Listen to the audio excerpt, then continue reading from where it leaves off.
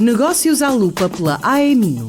Um espaço em antena onde se dá voz aos associados da AEMinho sobre temas de economia e sociedade. Todas as quartas, às 11h40 e 15h30.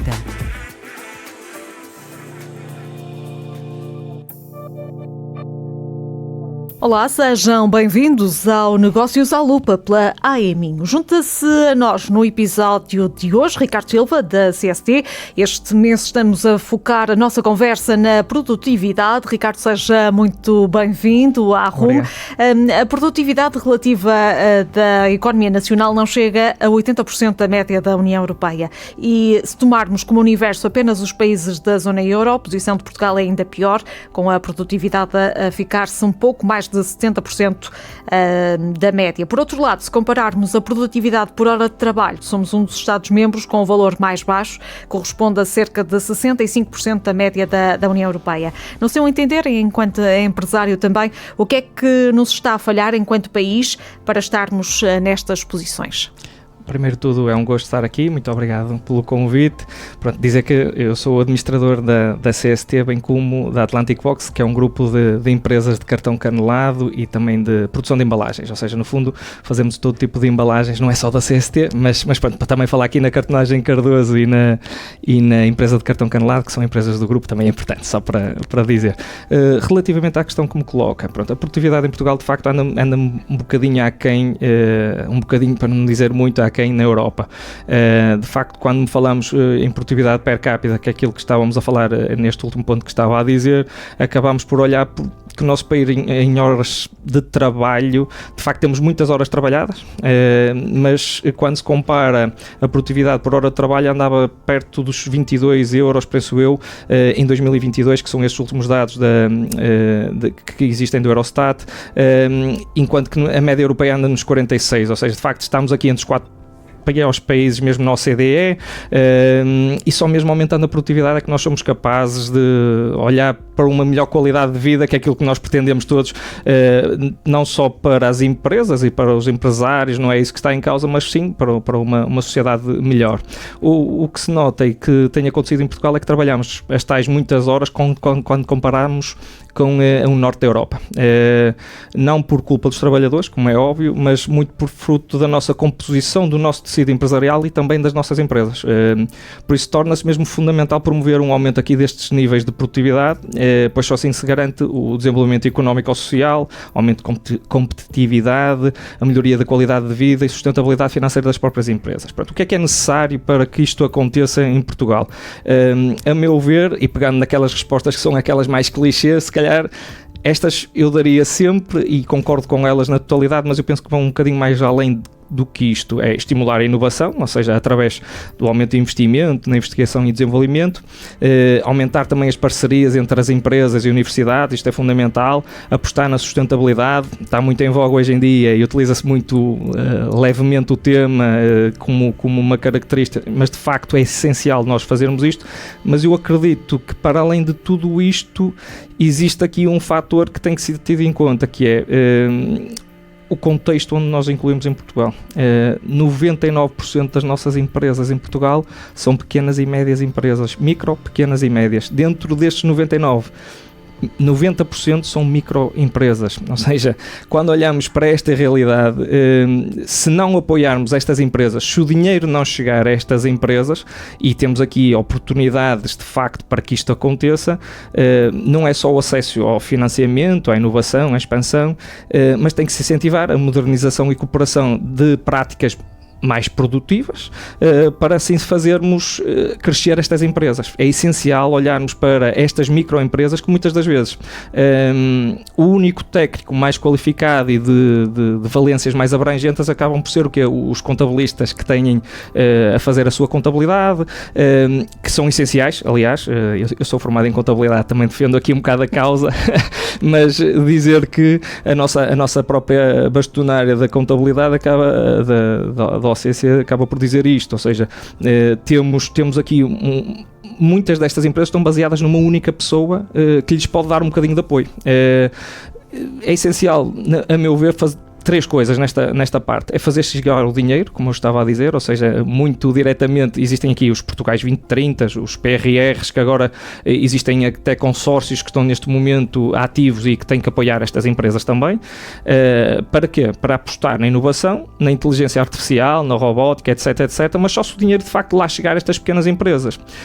Não podemos deixar passar esta oportunidade outra vez. Tem acontecido sistematicamente fundos que não são aproveitados, dinheiro que chega às empresas mas chega tardiamente, ou seja, não podemos deixar de aproveitar estas oportunidades. Como eu disse, 3 coisas, se calhar. A primeira é esta que eu disse, a segunda, criarmos estruturas de apoio a estas empresas micro. Estas estruturas de apoio um bocadinho mais técnicas, muitas das vezes eles, como eu digo, não têm estas valências técnicas e têm que se apoiar em alguém. Para quê? Para que fazemos chegar o dinheiro a estas pequenas empresas ou microempresas, para que elas se tornem maiores, ou seja, as micros se tornem pequenas, as pequenas se tornem médias e as médias se tornem grandes, não é? Só assim, criando escala, é que vamos criar valor, vamos ter melhores salários, pessoas mais felizes no seu ambiente de trabalho. Isto só é possível se de facto escalarmos aqui as empresas. E por último, e diria que se calhar não é por último, mas não é um por menor, mas um por maior, que são as pessoas, ou seja, as empresas sem pessoas não é possível funcionarem, por isso os recursos humanos são altamente importantes nas organizações, é o fator mais decisivo, diria eu, e com a geração atual é um desperdício total, porque de facto nós temos uma geração se calhar a mais capacitada de sempre para agarrar estas soluções. Eu diria que se focamos nestes 3 pontos essenciais, eu acho que temos aqui uma oportunidade de facto de crescimento para aumentar a nossa produtividade.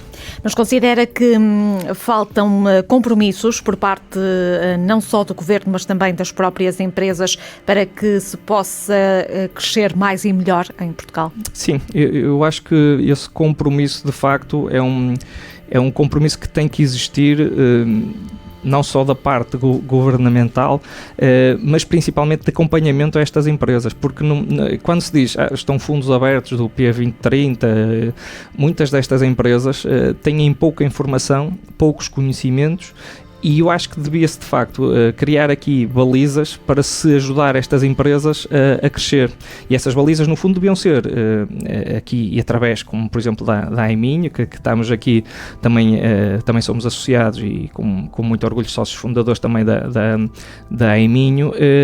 Temos que nestas associações, estamos a falar na AEMINHO, mas podem ser outras, não é essencial ser, nas associações, nas camadas intermédias que tem que haver entre o Governo e estas empresas, têm que ser criadas patamares para que os empresários das micro, pequenas e médias empresas tenham de facto acesso à informação, facilitem de facto a informação, mas também facilitem o processo. O que muitas vezes acontecem é que os processos são tão intrincados que quando chegamos ao fim para ter um projeto já não há dinheiro ou já não é verba disponível. Eu dou um exemplo muito concreto. Nós tivemos uma situação na cartonagem Santiago que investimos cerca de perto de 8 milhões à volta disto na sua globalidade nos últimos 4, 5 anos. Ou seja, havia um projeto de investimento à cabeça que tentamos fazê-lo. De facto uma palmadinha nas costas a dizer projeto com uma pontuação de 0 a 5 de 4 ponto qualquer coisa, ou seja, um projeto substancialmente bom, mas sem dotação orçamental. E uma pessoa, de facto, ou seja, se queremos trazer as empresas para a linha da frente, não foi por isso que deixamos de fazer o projeto, continuamos com ele. Primeiro, balizamos os nossos projetos, investimos e vamos investir de qualquer maneira. No fundo, o projeto acaba por ser um apoio àquilo que nós queremos fazer e não ao contrário, que também é muitas vezes aquela visão que existia de antigamente, que cada vez mais também acho que os empresários deixam de ter. Ou seja, não é existe um projeto, o que é que eu posso fazer para ir buscar fundos? Acho que isto não faz absolutamente sentido nenhum. Tem que haver uma estratégia ao contrário, é o que é que eu vou fazer e aquilo que projetos é que temos que nos podem apoiar naquilo que queremos fazer.